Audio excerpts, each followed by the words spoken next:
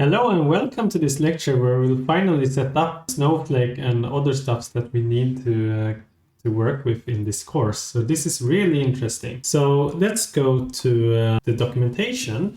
And this documentation is found in my GitHub repository where you have the data warehouse course, and we go into the setup part.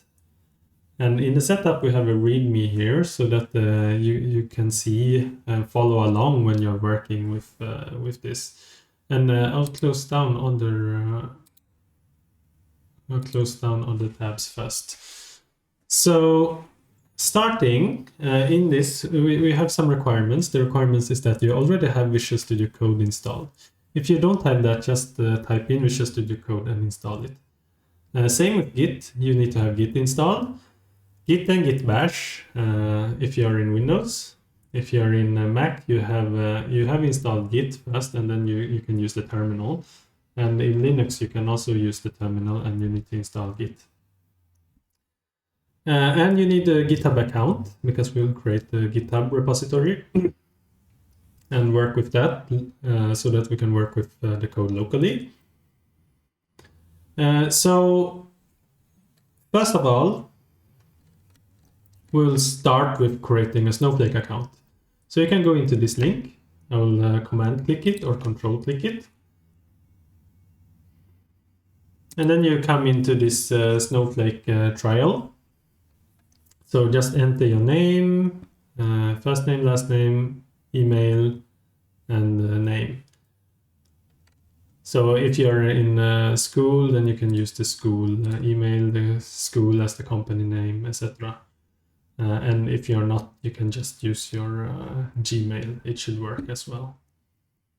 So we create our 30-day free trial. When you fill this out, I've already filled it out and created my 30-day trial. So you should pick, so the things that I have picked here are Enterprise and Microsoft Azure.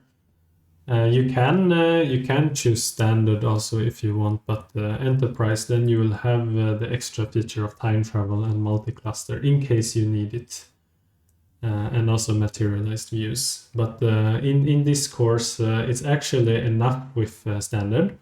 And the thing is, the enterprise costs more, so it costs more per credit. However, if you're just following this course, it doesn't matter since we work with so little data, so don't use so much compute. So the cost is still manageable within the free trial credits. So you get $400 that you can use. Yes, and for me, I've chosen West Europe, Netherlands. And then you just click here, get started. And you have your Snowflake account ready. And when you have your Snowflake account, I'll just show you how it looks like. So this is my account when I log in. You'll probably see your credits here, how much you have left, for probably 400 if you are just starting now. And here are the different worksheets that you have, that you can, where you can work with your data. And this is the Snow site. It's the user interface of Snowflake. However, I will come back here a little bit later in another lecture.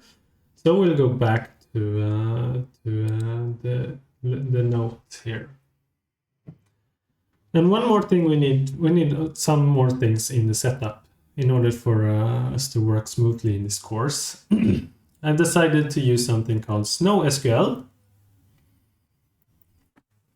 And SnowSQL is basically, it's a CLI tool, so command line interface tool, which you will be using a lot here. And why we will use it is because we want to version control our SQL code. We want to version control them using Git and GitHub. And also we want to place everything in one repository so that it's easy for you to watch, to see everything, to see the code. And further is like if you run out of the 30 days free trial, then you can still access your code. It doesn't get locked. So we'll work with SnowSQL. So we go into this page. And here you should download it for your operating system. Download and install it. I have already installed it, but you can take a look at the Windows installation. So after you've installed it, you go into your git bash and you type this command to see that it works. And then we'll start doing some configuration. If you're in Windows, you follow these instructions here. The only difference is that we need to find a file called, or I can actually start here. In Windows, you have git bash. In Mac, I use my terminal. I will actually, before doing this, I'll close this down and start a new one. I'll do the same as the instructions. So SnowSQL -v.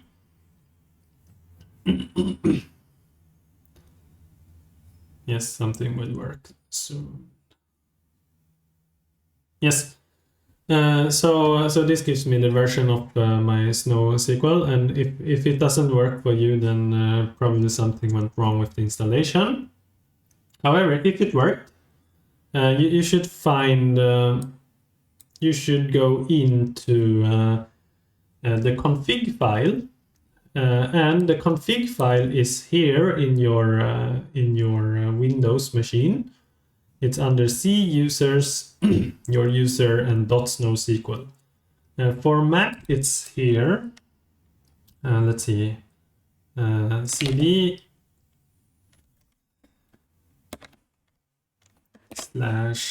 /.snowsql. So you can also navigate there using cd in Windows. So this I have this SnowSQL file now, or this folder. I can list and see what's inside. There's a config file. Great, I'll open it. Open config. What you can do in, you can also use code config if you have configured code, command. And in Windows, you can also use notepad config to open it in notepad. When I do open config in Mac, I will get it in a config in a text editor. And in here you have to specify certain stuffs.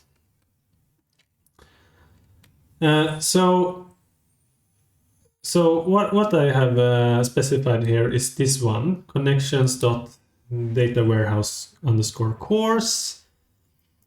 I've just configured account name, username, password, and warehouse name. You can start with this, and later when you have role and you have user, you can configure that also.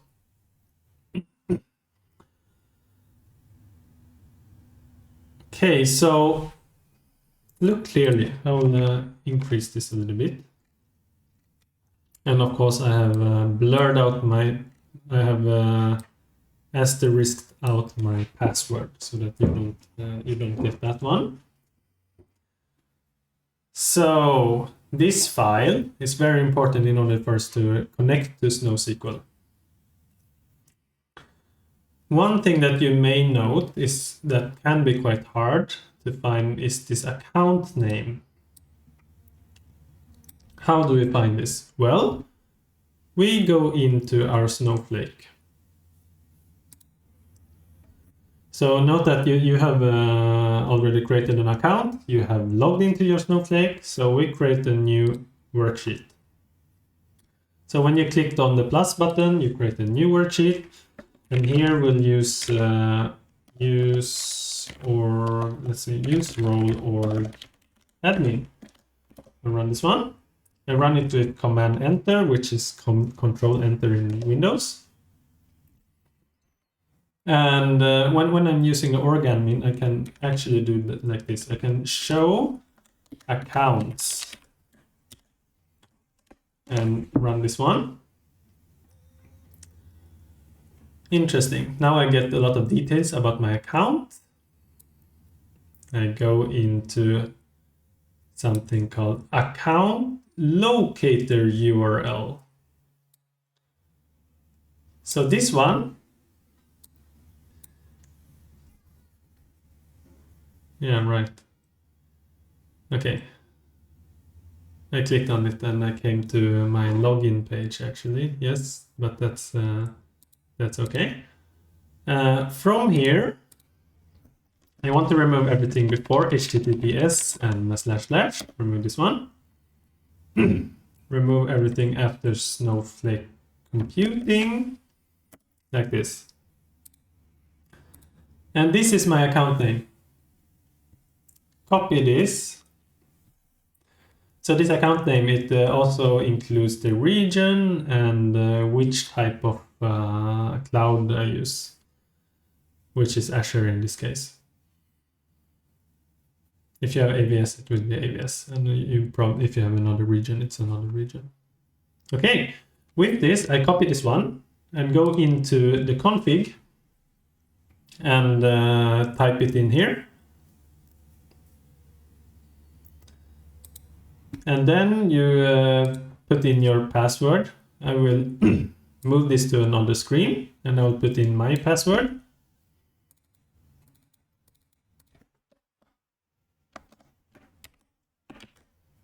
Yes.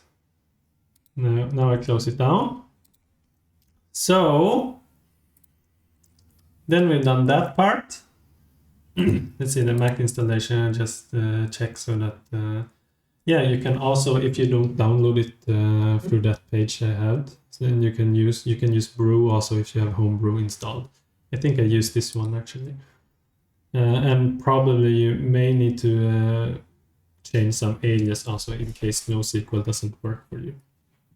And then it's the same. You go into this like what I showed you. You find the config file, and here you type in your configurations. Yeah. Oh, right. In this documentation that I've written, I have shown you how to get this account URL through the user interface through SnowSite, which you can do that also. Let's see. Yeah, exactly. Copy this one.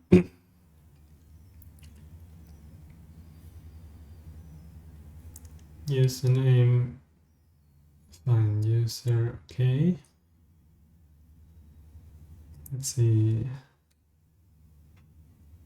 Yes. Okay. We can actually do this in the next step. Let's start with a GitHub repository. So go into GitHub.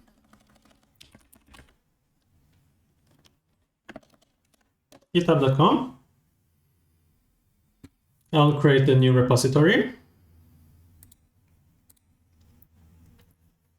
Let's see, what did I write that should put as name? Yeah, dataware, I use this one.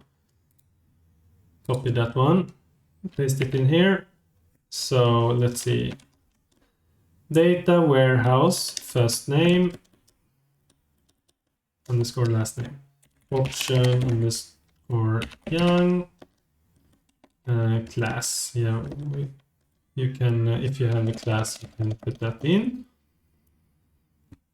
but this is me, this is my repository. I create this one, I let it be public, add a readme, git ignore, make sure you choose Python, license we can keep it as none, create repository.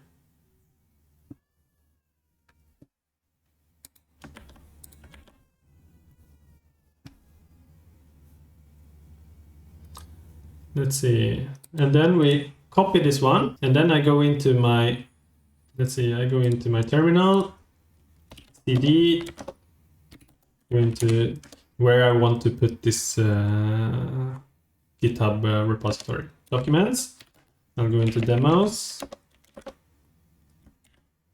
ls, okay, let me create another demo here. I can create git clone. In Git Bash, you do shift insert. If you, when you install, you chose Vim as a default editor, then you use shift insert. For Mac, you can use Command V, to paste it. Otherwise, in Windows, you can also right-click and paste it. Hit clone, this one. Yes, then I've cloned this repository. So if I do ls, I have data warehouse Yang. I'll go into this one. Data warehouse. I use tab to autocomplete. So I'm inside of this this repository. I will do, as I have installed and configured the code command, I can do that. Otherwise, you can just open this folder using Visual Studio Code. But I use code dot. Then I'll open Visual Studio Code. And here, as an extension, you should install Snowflake. So install this one.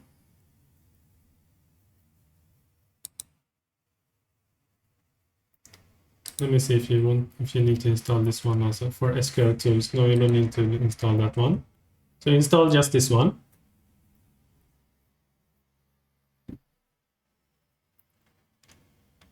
And when you install it, you will get the Snowflake tab here. So with this Snowflake tab, I can choose here which which connection I want. So remember that we wrote the data where DWH_course in our config file. If you've written something else within curly brackets of the connections, then you have other that you can choose between. I choose this one, and then it will automatically find the username, the password, and the account. What's it called? The account name. So I sign in. And actually, you may have heard the dunk, and that's because I've configured in my phone, I've configured to MFA, which is, I really suggest that you do that. I haven't shown it now, but I can show you a little bit soon how to do that.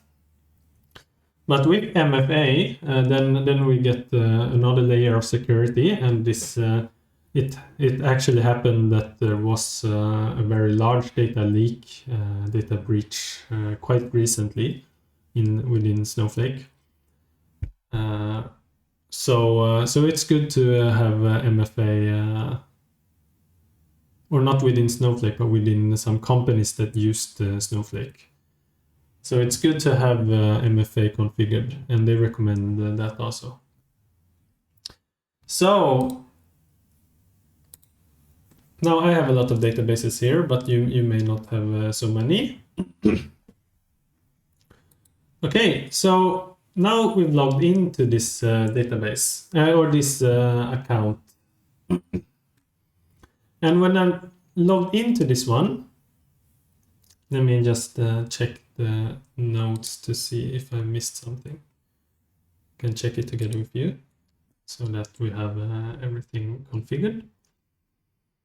We have created our GitHub repository.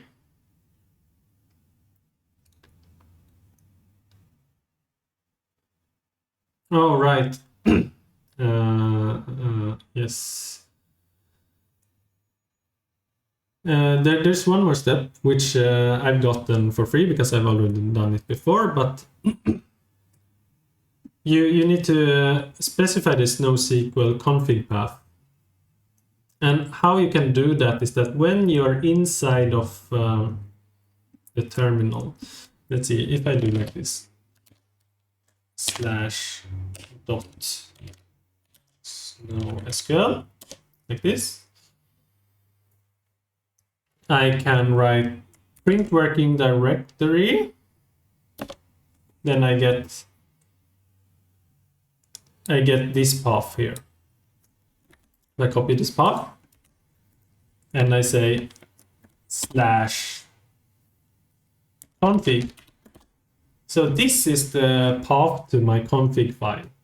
So if I think that VS Code will ask for that path so that they can find your config file, So just enter it in. And in Git Bash, when you do this, you might get C colon as well. Remove the C colon. So here, make sure to remove C colon, so the final path looks like this, where engineer is your users, of course. Then we created our GitHub repository. You should add these free folders to your GitHub repositories so that you have exercises, code alongs, and explorations. Where code alongs, I suggest that you code while I'm coding. So you can pause the videos and then you can write code so that you place all your code in the code alongs directory. And when you're doing explorations outside of the course or within the course, use the exploration directory inside of your repository. And for the exercises, you have another folder for that. And I'll show you the exercises later on. We have all the exercises here. So that was the GitHub repository. And now we should test out this SnowSQL. Okay, interesting. I'll move this to the side.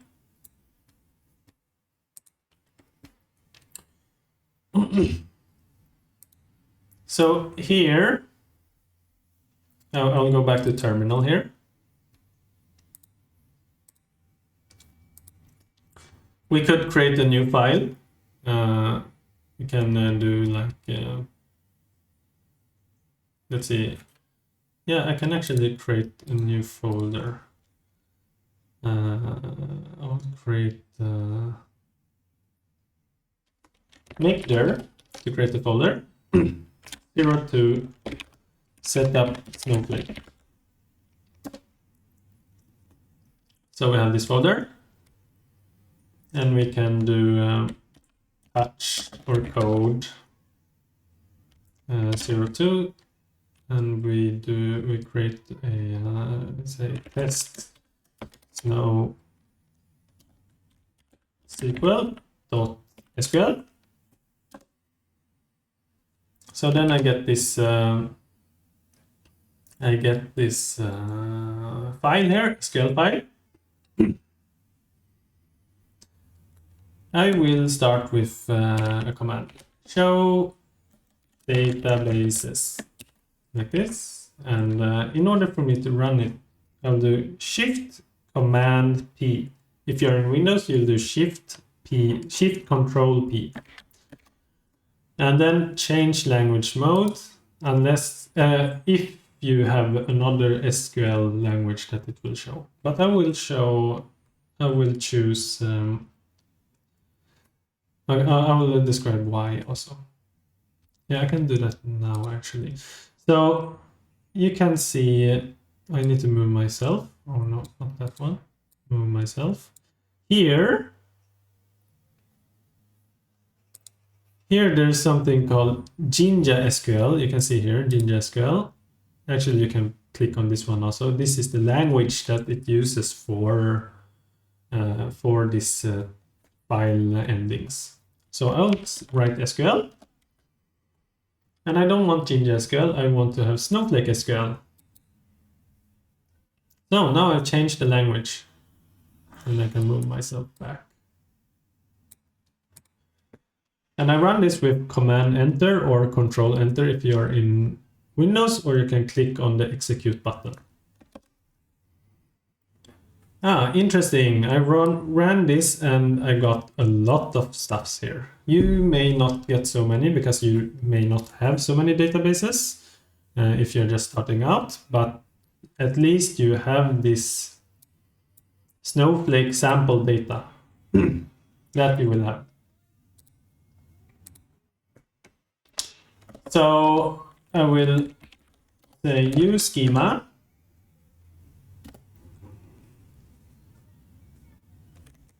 I will use the Snowflake sample data dot one of them. I'll just take tbch SF1. Run this one. statement executed successfully. Show tables.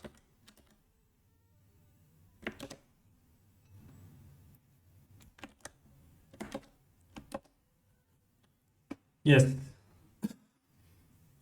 Here we can see all the tables within this sample database. And we can do a select statement. Select star from